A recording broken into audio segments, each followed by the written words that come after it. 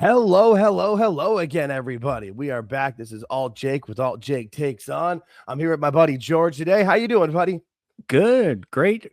We are gathering here today for the 1997 Halloween Havoc match between Eddie Guerrero and Rey Mysterio Jr. Classic match of the week! Yeah, I'm really excited about this one. This one should be a lot of fun. I feel like everybody who loves Rey Mysterio and Eddie Guerrero and their matches against each other. I mean, this is everybody's at least top 3 matches that they had. I mean, I know they had tons of matches together, if not the number one. When I was looking up some information on this match, I found 3 different lists that had this as the number one match between the two of them. So, figured it was a good match for us to watch of there, especially since Rey is, I don't know if he's on his retirement tour, but I feel like it's going to happen anytime here soon. So got to give him some flowers before he retires, because this was also all the way back in 1997. I still can't believe he's. I mean, if you just think how long ago that was, I mean, yeah, this October it'll be 28 years that this, and he's still going strong and still wrestling very well. I watched this match 3 different times because it's a bit shorter of a match than I remembered. It was one of those things that it stuck out in my memory that I felt like it was a lot longer of a match, but it's also got a lot of history behind it. You know, I don't know if everybody knows, but I know Ray did a recent interview, shout out to Chris Van Vliet, where he talked about how he, up until, I forget if it was, there were 2 matches before this match on the card, where during one of those 2 matches is when Ray found out that he was actually winning the match and keeping his mask. He thought he was going to lose his mask and no longer, and as everybody knows in the Lucha Libre culture, I mean, your mask is pretty much the most important part of you and your most important part of your character. And for him, it was even more important because of how he got his mask. Again, I'm not sure if everybody knows. I feel like most people do, but you know, Ray, the original Rey Mysterio is Ray's uncle, and he had to earn the respect to be able to take on the title of Rey Mysterio Jr. He started off, they talk about it during the match, as, I don't know what the Spanish word is for hummingbird, but he was, whatever the Spanish word is for hummingbird was his character initially for 2 years until his uncle said that he had earned enough respect and done enough as a wrestler to become Rey Mysterio Jr. And so it was the only guy to take off his mask voluntarily was his opponent. Was Eddie Guerrero. And shout out to the commentary on this match too, by the way, with bringing Mike Tenay in there to give all that information, and that's great details of what happened in their history. They had a 4-man booth: Bobby Heenan, Mike Tenay, Tony Schiavone, and Dusty Rhodes, and they could have done without Dusty Rhodes. They could have, but he did give us at one point in the match, I have it written down, velocitude. I thought that was kind of, that was funny. No, I forget when the match when the show starts, he's at the table, like up at the top of the ring, and I didn't realize he was going to be doing the match, and he doesn't actually say much at the beginning until the match kind of gets going, and then he interjects more with it. But yeah, it's very strange to have Bobby Heenan and Dusty Rhodes on the same commentary team. Wasn't my thing. But I like, I thought it would be better than it knowledge, dude. Oh, Tenay was awesome, spitting facts left and right, and I was like, oh Jesus, okay. They talked about, I watched a few different things on this match last night, and they talked on, shout out to the Wrestling Bios channel.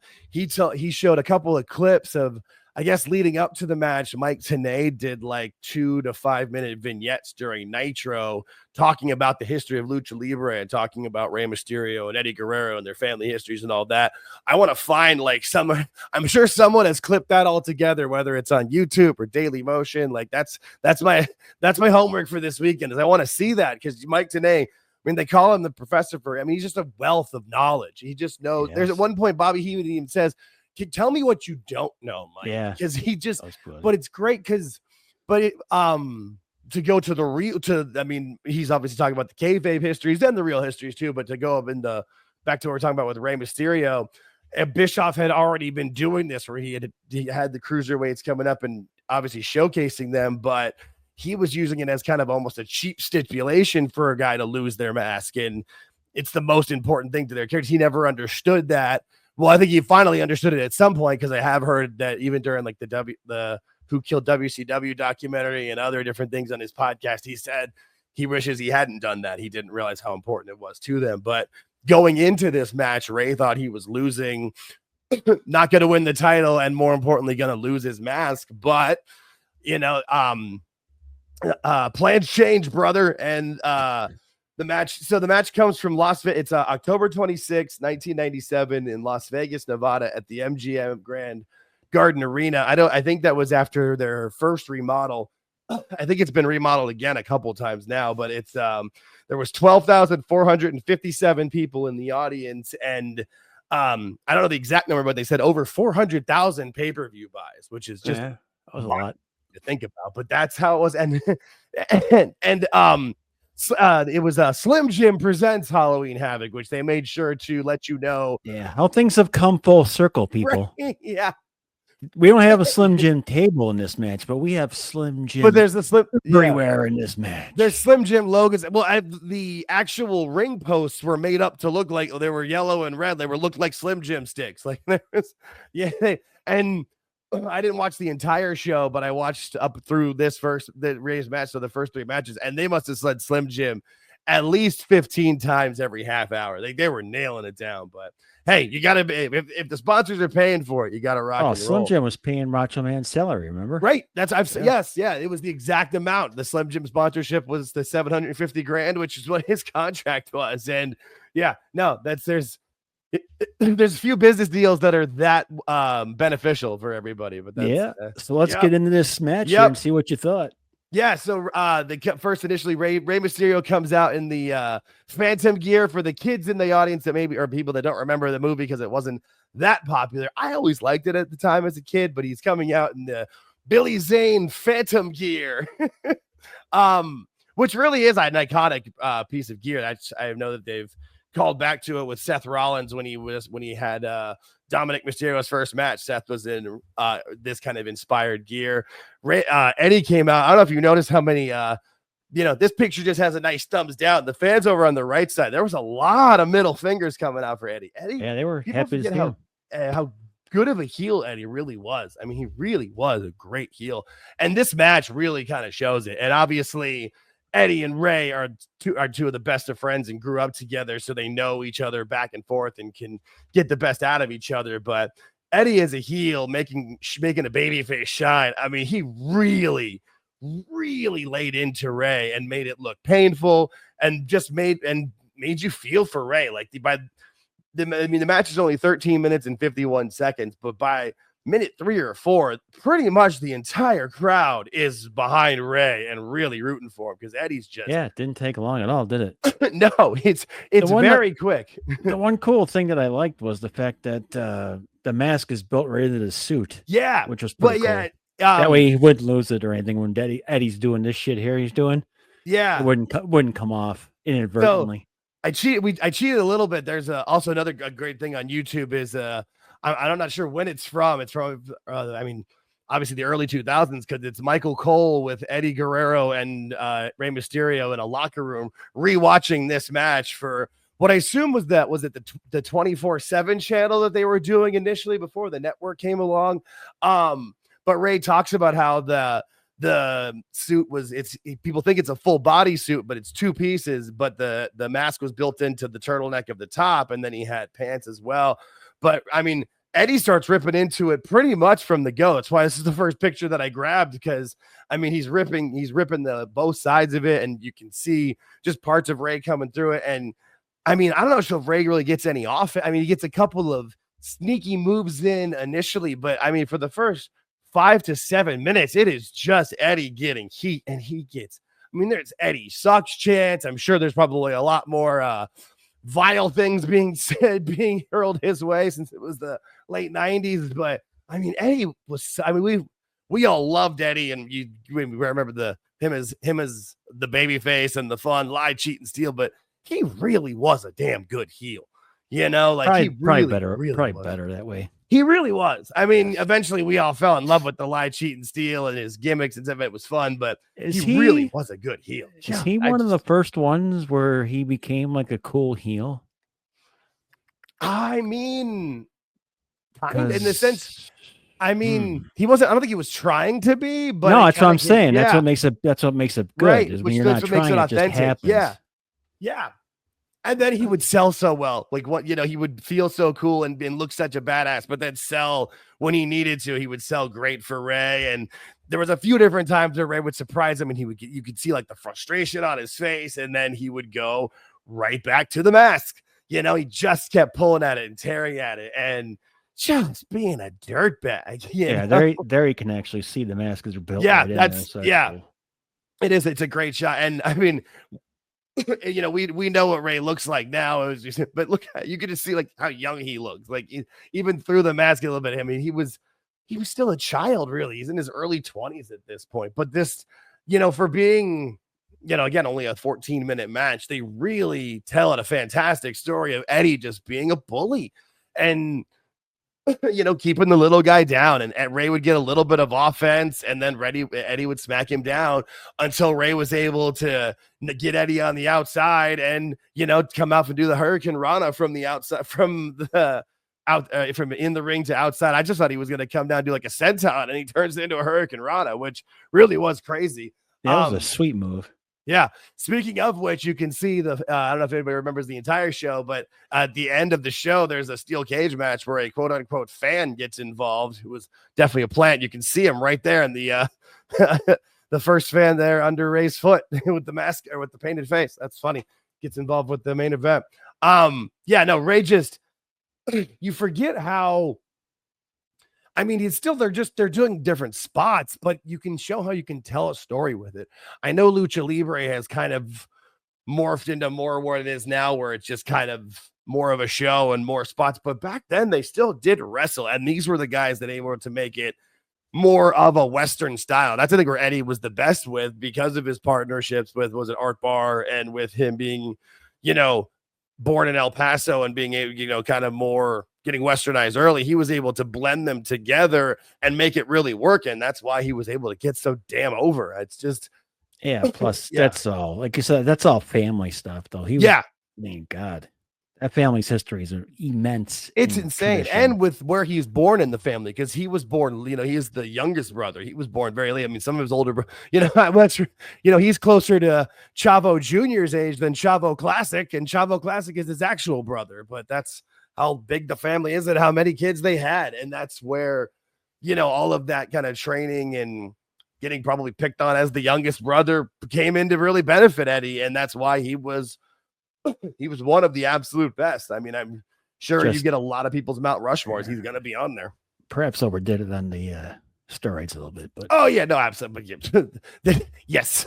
And the other substances, which is why, people like, I hate when you hear people say, he died of an overdose. It wasn't, no, he was clean by the time he died. It was just his heart was probably, he was, I think, 38, 39, but his heart was probably, 83 or 93 is worth. It's just, and that's why it's a sad, sad story. But the matches that he did put together were incredible. The match ends with where he's got Rey up. You forgot my favorite move. Oh, sorry. What? My bad. The what Rey called the backflip DDT. Oh, which I thought was awesome. Yeah, that move. When I was watching this, I was I rewatched it about 10 minutes before we went on, so I wasn't paying attention wholeheartedly. And I walked in the room and I'm laying on the couch for a couple minutes. I'm just watching. I'm like, holy shit, what the hell was that? Yeah. So it just happens. It's just, they move out of nowhere. Yeah. No, and that was stuff. We're back to that video where the interview with him, where it's Michael Cole talking with Eddie and Rey about it. It was just like three guys talking about talking about work and having fun. And Rey even says there was at least two different times where there was things that he did with Eddie that, were once in a lifetime spots, stuff that they didn't do much practice beforehand. Eddie liked to call it in the ring like a true old school professional. And there were times, because of their chemistry, they knew they could pull off things that they weren't able to do with anybody else before or since. And that backflip DDT thing. Yeah, it was crazy. And it was but it's those kind of spots where Eddie would just keep beating on Rey and picking on him. And then bam, Rey gets that one move and the crowd erupted for it. And then when he gets into the outside, they erupt for that. Did you see like, I think it was about a minute and a half to 2 minutes before the ending, Billy Sullivan leans in and whispers something to Eddie real quick. And I tried to read his lips, but I couldn't figure out what it was. It's probably, I would assume he's probably telling him to go home. Yeah, it seemed that because about 2 that would make minutes, he sense. probably gave him a timestamp. Yeah, it's probably yeah, good. that would make sense. About 2 minutes from the ending. Pretty close. Yeah, or gave him or just gave him like, yeah, hey, you guys are at, there was probably like, hey, you're at 12 minutes, and they knew. Yeah, they had I catch 14, things. I catch that's things a good that normally catch. people don't catch. Like that's a really good catch. Shit. Yeah, no, that's a really good catch because that's something where. Yeah, it's not something that you're not going to catch unless you've watched a lot of wrestling and paid attention. That's awesome. That's good because I definitely didn't catch that. And usually I do notice those types of things, or even when certain times that they're doing certain holds and they're kind of talking a thing through or whatever. One of the other great spots I thought was when Eddie got Rey to the Tree of Woe and got him with the first move there and then goes for the second with the big drop kick, and Rey sits up and, Eddie slides and does crotches himself on the Slim Jim turnbuckle. Great. Was it Heenan? Was it Heenan that gave the line, or was it Dusty that said that? I'll stop you in your tracks. I don't think it was. No, Heenan. it was. I think it might have. Yeah, because they all cracked up. Yeah, no, they all laughed. Yeah, no, there was a couple of fun spots of having Dusty and Heenan out there, but they kind of definitely stepped all over Mike Tenay. Now I know Mike Tenay was only involved for the first few matches where it was Yugi Nagata and Ultimo Dragon, Jericho and Gato, and then, but yeah, because I don't really know how much Mike Tenay really even wants to sit through Alex Wright and Steve McMichael. Thanks, but no thanks. Or Jacqueline versus the Disco Inferno. Yeah, that was classics of this show. Yeah, this show definitely started off hot and then really tapered off. Now the match before the main event was Randy Savage versus DDP that ended their feud. That was the feud of the year of 1997. Not a bad match at all. Actually, probably the worst of their trio, but still a decent match. But this card takes a jump off a cliff real fast. Yeah, we're getting right near the ending here, weren't we? Yeah, no, we were. But okay. Yeah, Heenan also calls no, you're good. Or no, Tony should. I think Tony and Heenan both say Eddie is pound for pound the best wrestler probably in the world right now. But yeah, he gets Rey up for on the top rope. He gets him up for what looks like he's gonna do Razor's Edge, and it turns into a Hurricane Rana / the West Coast Pop from the top rope, so that Rey can slide him over and get the pin, which really it almost kind of comes out of nowhere. It does. This is a great picture though, because look at the turnbuckle behind Rey's head. It's got it's very stepping to a Slim Jim, brother. But there was a lot of this match that kind of came out of nowhere, but that's what that makes it believable that the small guy, that's how he's gonna be. Because I mean, Eddie was steroids or not, Eddie was cut for this man. He looked good coming into this match. He was probably about the best in peak physical condition. And then Rey, at the end of the match, he's celebrating with the Cruiserweight title at the Doug Dillon camera in the background. Doug Dillon. Oh yeah, look at that! See, this is stuff I notice all the time. That is, look at Doug and a 316 sign too. I think it says Mysterio 316. That's funny. Yeah, look at Doug Dillon. I mean, he doesn't look too much better. He looks pretty good. He's just he's just like probably gonna put on 20-30 pounds, which we all do for 30 years. Rey Mysterio made the mistake of turning his back. Yep, that was just and that's how Eddie gets his heat back right away. He comes out and he doesn't do much. He doesn't have to pile drive him onto the belt or stab him with scissors or choke him with the chain. He just hits him, punches him, hits him with a couple things, and tosses him out of the ring. And so Rey looks good. Rey goes over. Rey wins, but Eddie still gets his heat back and stays the heel. And Rey Mysterio, the new Cruiserweight champion. This is the way you want. This is the way you want your matches to go. You got a classic bad guy, a classic good guy. The bad guy does bad guy things.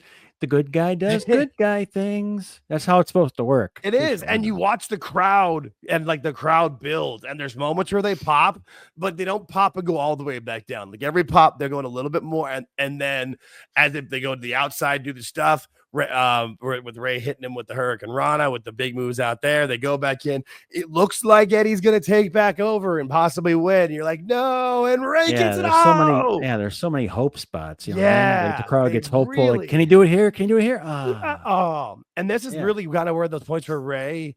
I mean, it's not too long after here where he kind of becomes Little Rey the Giant Killer for a while, where he's taking out the bigger guys and he becomes a big star at this point. I mean, I'm sure I remember stuff that he did before this, but I can remember clearly that seeing this match in 1997 when I'm a sophomore in high school, that it's just like different from that point moving forward. Like, this guy is the real deal. Because I mean, whether you were a sizist or not, being a wrestling fan in the late 90s, like, we're just used to big guys. Like, even the smaller cruiserweights, like, it's one thing when the guys are like Eddie size or Jericho size or Dean Malenko size or whatever, but Ray was a different animal. But yeah, you can see just why he gets himself over and why he's so good. It's just crazy.